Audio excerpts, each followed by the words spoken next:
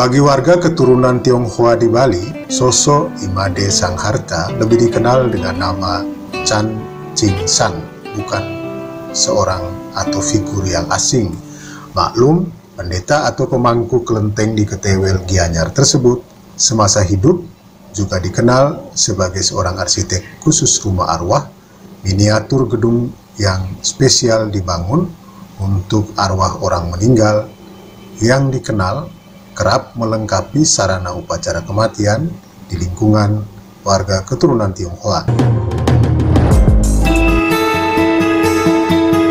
Sebelum lebih jauh netizen menyaksikannya, silahkan subscribe. Jika dipandang penting, jangan segan menulis komentar tentang isi tayangan di Sanur TV Channel. Media sosial yang menyuguhkan konten kreatif tayangan mengikuti ragam standar jurnalisme, patuh terhadap kode etik wartawan, juga Undang-Undang Pers dan ITE. Selamat menyaksikan dan matur suksuma semeton.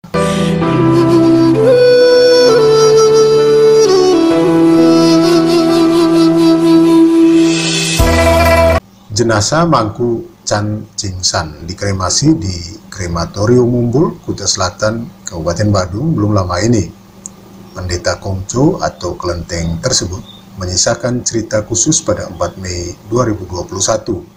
Saat itu ternyata jadi ritual terakhir yang dipimpinnya dalam upacara persembahyangan di Kongco Chau Eng Bio, Tanjung Benoa. Mangku Chan Ching San bahkan sempat diwawancara khusus Sanur TV Channel, Sanur Pos Media Group di sela upacara di kelenteng tertua di Bali tersebut. Ketika itu, suami dari mendiang Putu Kencanawati ini didampingi Ketua Kongco Juanda Aditya. Kita ikuti cuplikan wawancara saat itu. Asal Sukawati dari kelompok bangsa Hokkien. Jadi ada perjalanan untuk sembahyang, beda sedikit ada sesuai dengan tujuannya.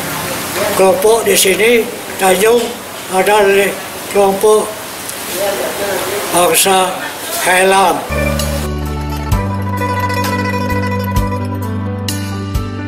Orang-orang Hidung Bali maupun Buddha, dia sembahyang dia Konghucu juga tidak salah, sama akhirnya cara menerimanya.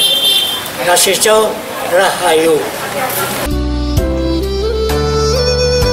Mangku Chan Ching San tutup usia memasuki 83 tahun. Semasa hidupnya, banyak kenangan yang diwariskan kepada sanak famili dan handai tolan. Kesi Rostanti, salah satu menantunya, bercerita bahwa Mangku Chan Ching San menikahi Putu Kencanawati. Sang istri melahirkan sepasang buah hati, anak sulung seorang perempuan yang diberikan nama Sandriana. Sedangkan anak kedua, seorang laki-laki, dinamakan Sandriago yang sudah almarhum. Sandriana menikah dengan pria Yogyakarta, Jaka Suwarta, yang memberikan kado istimewa 3 cucu, Rika Akana, Riki Yulianto, dan Safitri. Sementara putra kedua, Sandriago, sebelum meninggal menikahi Kesi Rostanti, Mojang Parahyangan alias gadis Sunda. Perkawinan Sandriago dan Kesi Rostanti membuahkan hasil 3 anak, Vi Maladevi, Dedi Chan, dan Meksi Chan. Berikut petikan wawancara khusus Sanur TV Channel, Sanur Pos Media Group dengan Kesi Rostanti di sela upacara kremasi mertuanya di Mumbul.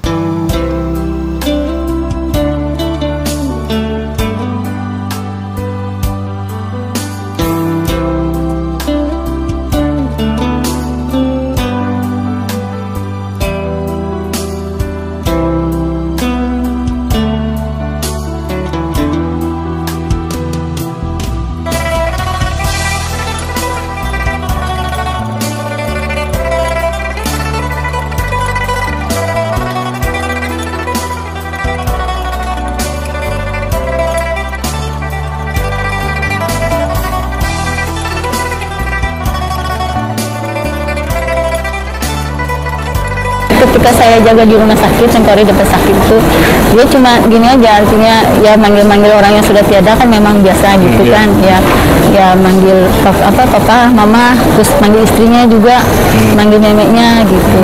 Terus dia juga minta dibangunin gitu biar dia bisa sembahyang. Ya. Mertua saya bernama Chan Chingsan. Beliau sehari-harinya sebagai seorang pemuka agama.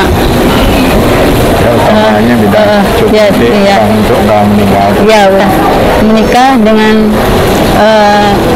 Tutu Kencanawati atau Ti Sekung. Beliau sudah meninggal juga 12 tahun yang lalu.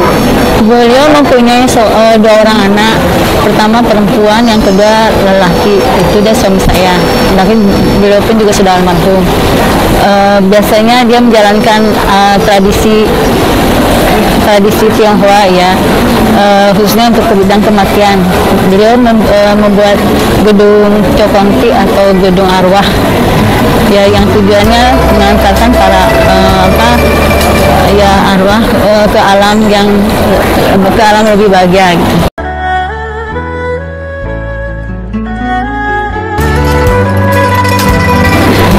Memberikan pelajaran kepada saya gitu ya.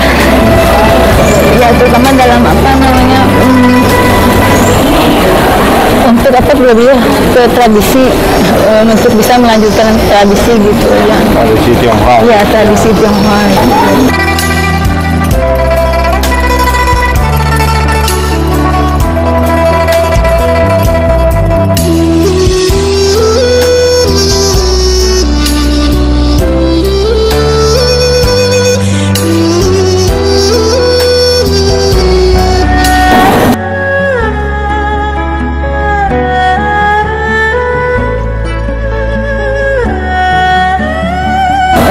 Perhatiannya biasanya sih misalnya kalau pagi gitu kita biasa makan bareng gitu biasanya gitu. Masih sangat dekat ya dekat itu ya. Malah beliau lebih senang masak. Dia masakin sendiri gitu, nanti kita makan mie gitu. Mie ya kadang dia juga lebih suka misalnya kayak dia lebih suka makanan Eropa gitu aja, misalnya kayak roti bakar atau artinya ya isi mayones atau apa gitu. Terus dia lebih sekali mementingkan tentang kesehatan gitu ya. Dia terus terang aja dia jaga makanan lebih teratur. Dalam makan pun dia bisa mengunyah gitu selama 32 kali gitu gitu. Jadi mengunyahnya halus sekali. Di samping itu dia juga memang lebih senang makan buah-buahan seperti itu. Pokoknya lebih sehat lah gitu. Pagi-pagi bisa minum minum madu gitu, terus udah gitu minum susu. Itu biasa kan orang biasanya jarang kayak gitu. Artinya dia juga lebih banyak suka menolong sih, lebih dermawan juga. Dia cuma gini aja ketika saya jaga di rumah sakit, Sengkori dapat sakit itu, dia cuma gini aja, artinya ya manggil-manggil orang yang sudah tiada kan memang biasa gitu kan, ya manggil papa, mama, terus manggil istrinya juga, manggil neneknya gitu. Terus dia juga minta dibangunin gitu biar dia bisa sembahyang. Ya, gitu minta tolong dibangunin biar bisa sembahyang. Soalnya kan beliau nggak bisa bangun sama sekali. Ya mungkin dari kehidupan beliau yang terutama saya gitu, ya saya cuman melihat tentang kehidupan yang lebih healthy life lah gitu, bisa dibilang kayak gitu kan, hidup sehat seperti itu ya. Di samping itu ya terutama untuk terus menjalankan tradisi gitu aja. Tradisi yang diaturkan kan? Iya. Kenapa? Ada yang melanjutkan? Iya, mungkin saya sama anak-anak itu ya. Oh, rencananya melanjutkan? Iya, lanjutannya ya. Bagus lah.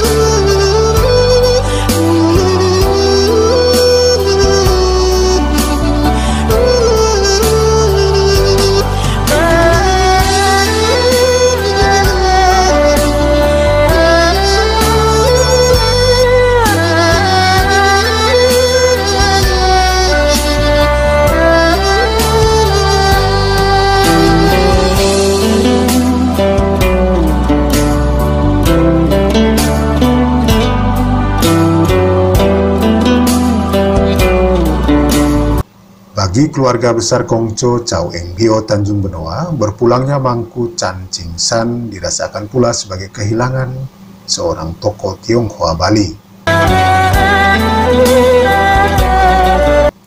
Seperti apa kenangan khusus tentang sosok mendiang Mangku Chan Ching San di mata umat Kongco tersebut? Berikut petikan wawancara dengan Ketua Kongco Chow Eng Bio, Juanda Aditya.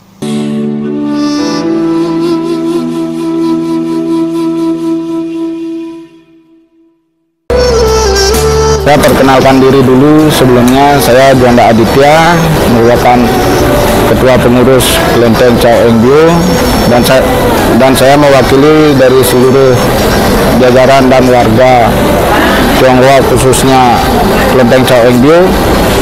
Jadi kaitannya dengan almarhum, beliau adalah merupakan tokoh Tionghoa Bali. Jadi di mana beliau ini merupakan orang yang sangat sederhana dan ikhlas membantu dalam segala hal, khususnya masalah profesi tradisi kita di dalam bentuk kematian.